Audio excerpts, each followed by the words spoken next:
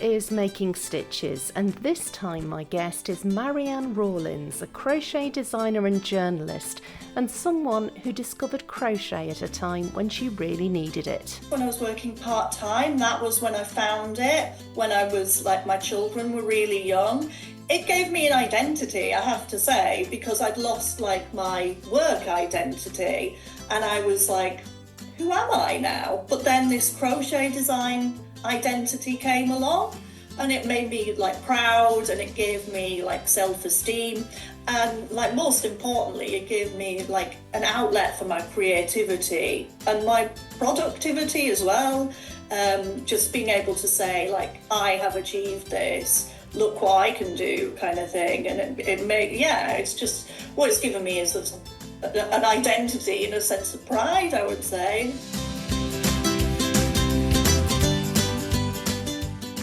Hello and welcome to Making Stitches podcast. I'm Lindsay. I'm a lifelong crafter and a former broadcast journalist. Making Stitches podcast lets me chat to interesting creative people and then share their stories with you. Two things which I really enjoy doing. Today my guest is Marianne Rawlins, who like me once worked as a journalist and is now working in communications. In addition to her day job though, Marianne writes for Simply Crochet magazine and designs for them too. It was Simply Crochet which brought us together when the tables were turned and she interviewed me for a magazine article. I took the opportunity then to invite her onto the podcast to talk about her life and creativity. Crochet is my side hustle, so by day I'm a communications manager for a housing association in the southwest, and I started my career in journalism, in magazine journalism, so it's a nice crossover for me because I sometimes write features for Simply Crochet as well, which I have interviewed you for, Lindsay. Yeah, indeed, yes.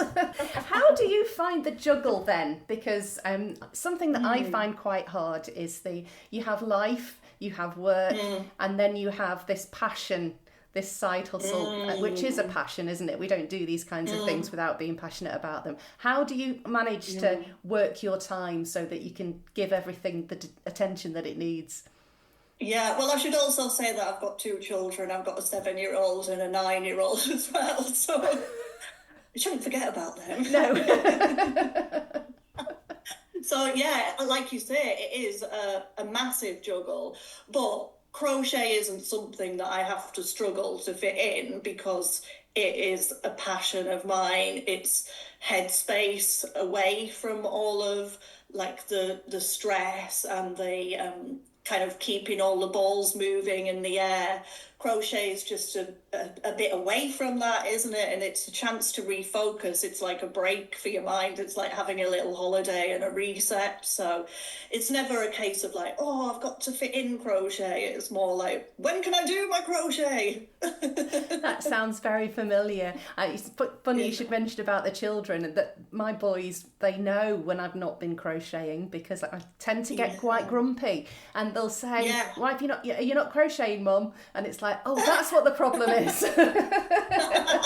Because life's got in the way. Know, in fact, today my husband said, oh, Marianne, I'll take the kids out. You can have the afternoon to yourself to crochet, because I think he knew that I was getting a bit stressed this week. So yeah, it helps having an understanding husband as well, I think. Absolutely. What luxury. Well, when that time comes, I hope you enjoy it, because it'll be bliss, I think. Definitely. So when did crochet come into your life then? Well, it was quite late actually, because I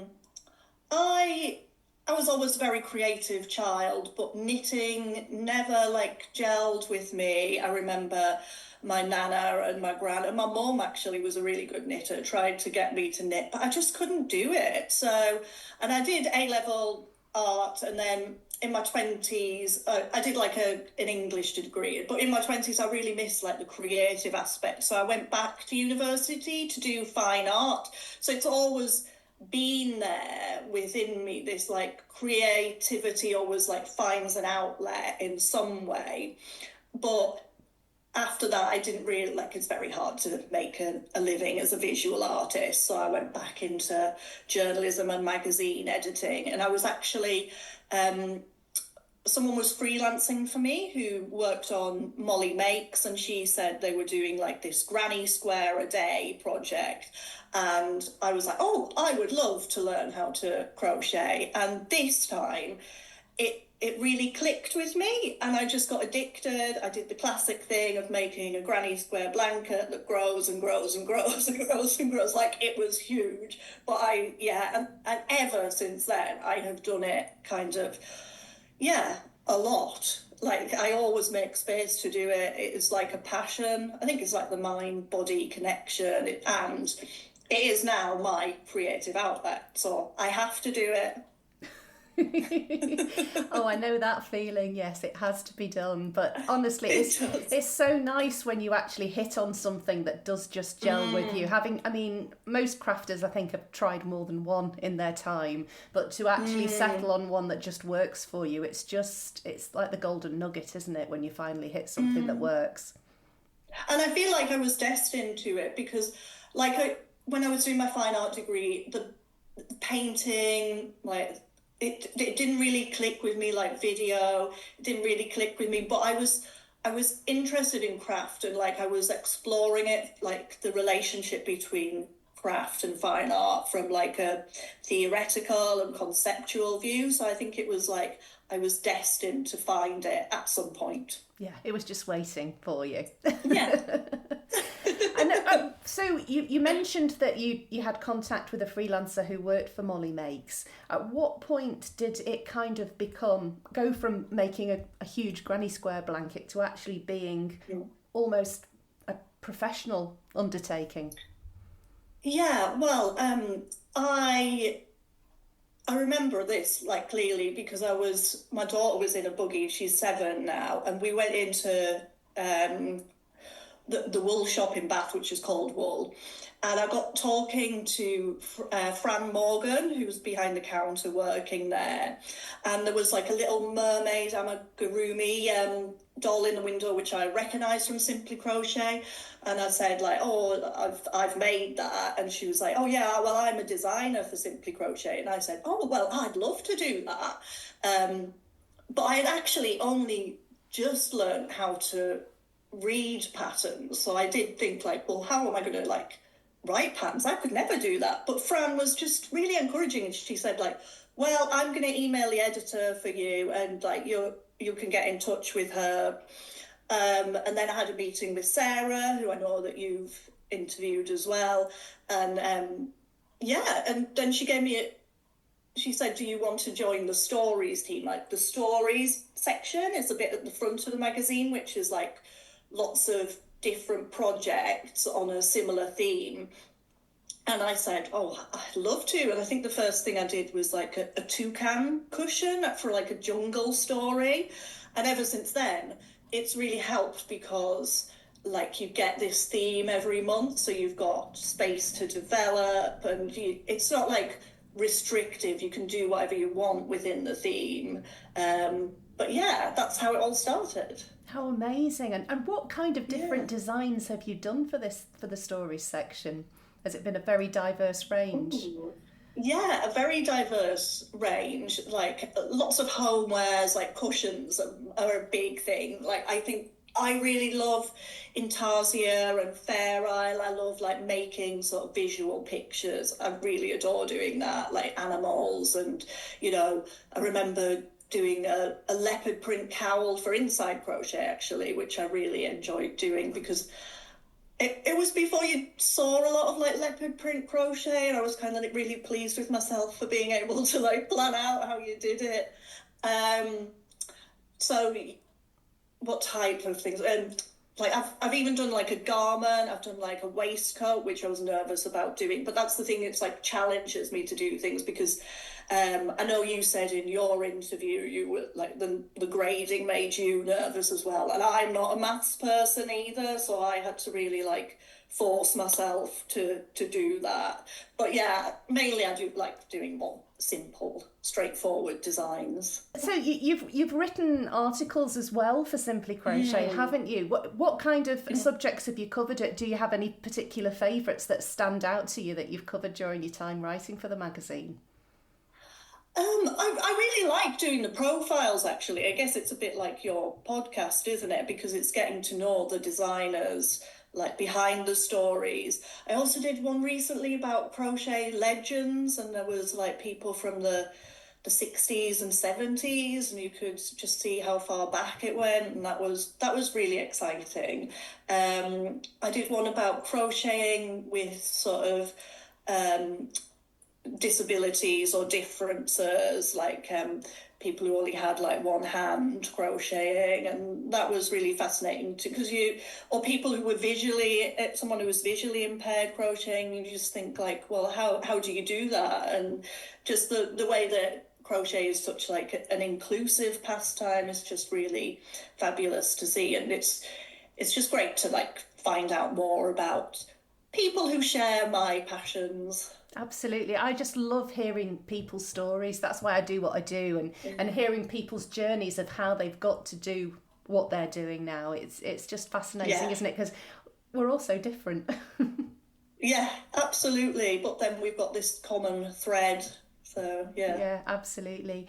So, I mean, if somebody was listening now and they were kind of at the beginning of their designing journey, if they'd started having a bit of a tweak of designs themselves, what advice would you have for them if, for pursuing a career with crochet design?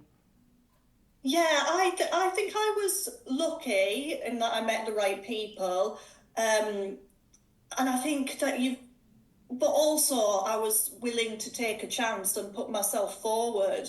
Like, luck only takes you so far, doesn't it? You've got to get yourself out there and not be afraid and not have imposter syndrome. Or if you do, that's fine, have it, but then just do it anyway, because, I could say I hate numbers, like if I look at a pattern it freaks me out, and all of this is true, but the fact is that I love the designing aspect so much that like counteracts the other bit. So I would just say give it a go, take the plunge. There's always space for new designers and new ideas and creativity, and it's really friendly. I don't find like crochet design competitive. I find it's supportive.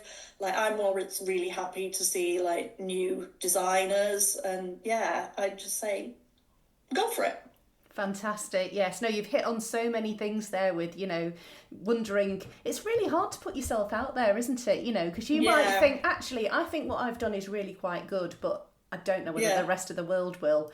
But it's having that bravery just to put it out. Because, I mean, what's the worst that could happen? There's no harm. Exactly. But it could take you on an amazing journey, really.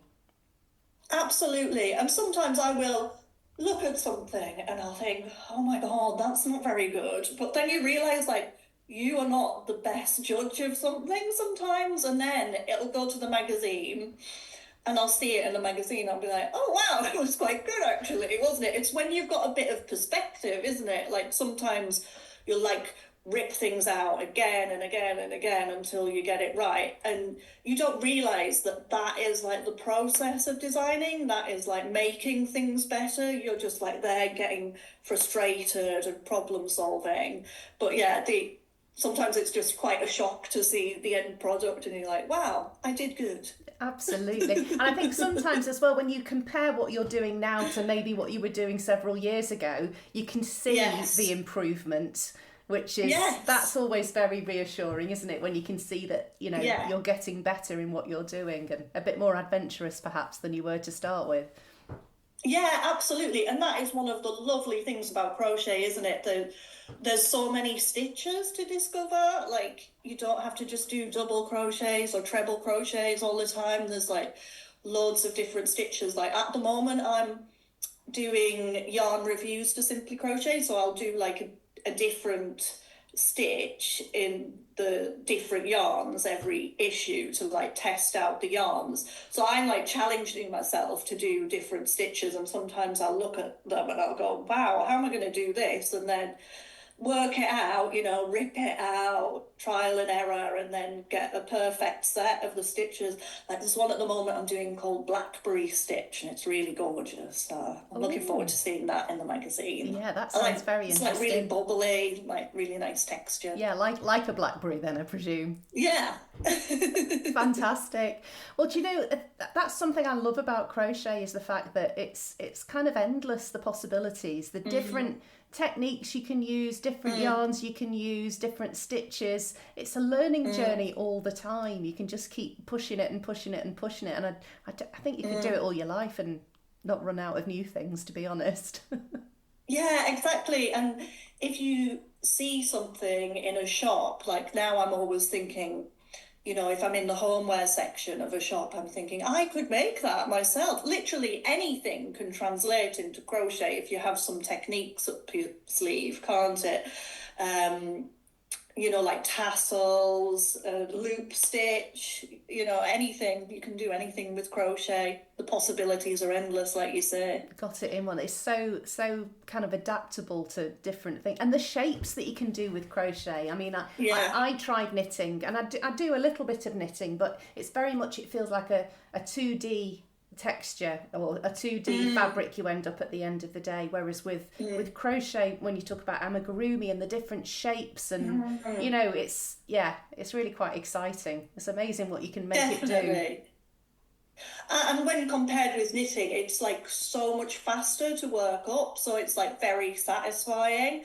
And I think there's like sort of a parallel with my work when I was a magazine editor, like you're producing something to hold in your hands, and I get like a similar feeling with crochet because it works up so quickly. I can do like, a project in a weekend, and then you've got something you can say, I made this at the end of it. Yeah, that sense of satisfaction is just amazing, isn't it? Oh, absolutely, yeah. So I know, being a designer, that you might not be able to say this, but what are you working on at the moment? Is there anything you can share, or is it top secret? Well, what I'm working on at the moment, I'm sure it'll be fine. I'm working on a zigzag stitch bag, and it's got like a Mizone kind of feel to it with the zigzags. They're all different colours, and I'm going into like the back loops only when I crochet it, so they've all got a lot of definition in them, so it looks really nice.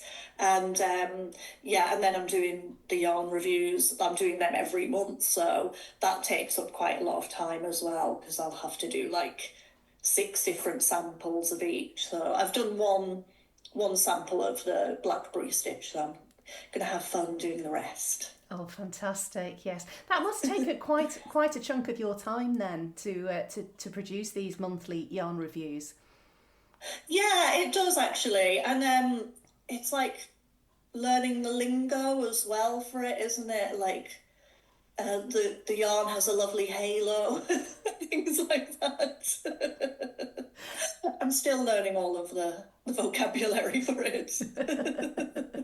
Fantastic. So what would you say crochet has given to you? It is a gift, but what has it given to you and done for you in your life, would you say? I think it's just such a special thing, isn't it? I mean, when I was like working less, when I was working part-time, that was when I found it, when I was like, my children were really young.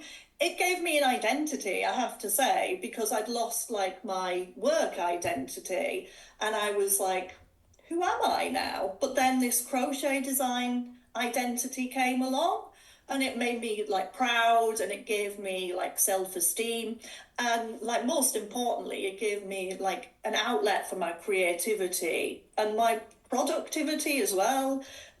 Just being able to say like, I have achieved this, look what I can do, kind of thing. And it's just, what it's given me is an identity and a sense of pride, I would say. Oh, that's amazing. Which is massive, isn't it? Yeah, absolutely. And one I can totally identify with, because crochet kind of came to me later on in life. I'd done it as a child, but then to come back properly, it was lovely to be.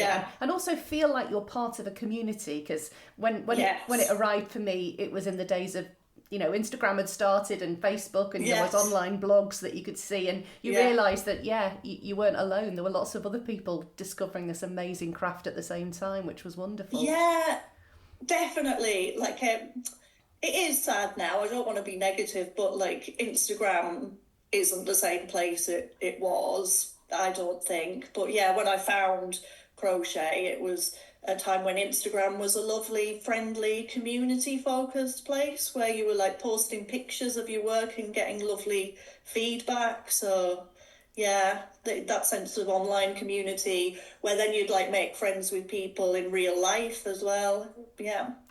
Oh, how lovely. Oh, well, what does the future hold for you creativity wise then, do you think, like panning out for the rest of the year? Well, I want to keep designing, really. I'm not like terribly ambitious with my crochet because I'm at a point where I just love what I'm doing. I just love it at this level, and if I can keep doing it for Simply Crochet as long as possible, that will make me really happy. I have been thinking recently about joining up my fine art degree more with crochet, and I'd like to do a master's in fine art textiles in the future.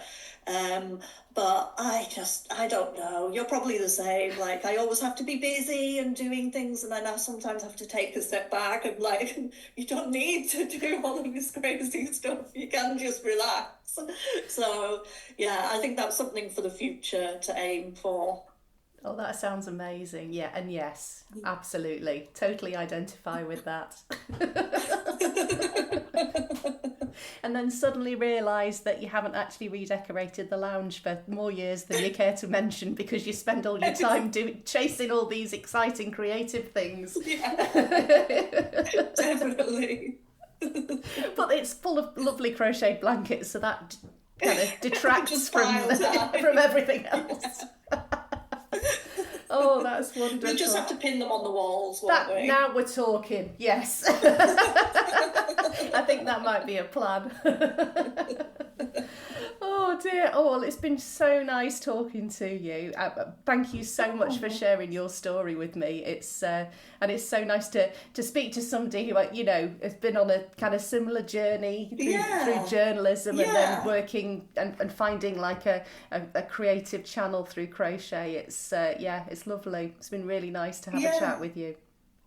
Oh, thank you. Yeah, we've got a really similar journey, haven't we? Yeah. And we're both comms managers now. We are indeed. It's funny how life works out, isn't it? It is, yeah. Oh, well, thank you for having me on the podcast. It's been lovely. It's so nice to chat with someone who you have so much in common with. Marianne and I have followed very similar paths, and we both get such a lot of pleasure from crochet. You can find Marianne on Instagram as MazCrochets and on Ravelry as Marianne Rawlins. You can see her crochet patterns and read her articles in Simply Crochet magazine, including the one about me, which I believe will be out at some point in the summer. Thank you so much for listening. If you enjoyed this episode and know someone else who might like listening to it too, please do share it with them. Any likes or reviews on your favourite podcast app are really helpful to push Making Stitches to a wider audience. So if you could do that too, I'd be really grateful. And if you'd like to support my work financially, I have a Ko-fi page where you can buy me a virtual coffee. Any money I receive goes towards paying for the podcast hosting fees, which I pay on a monthly basis to keep this project going.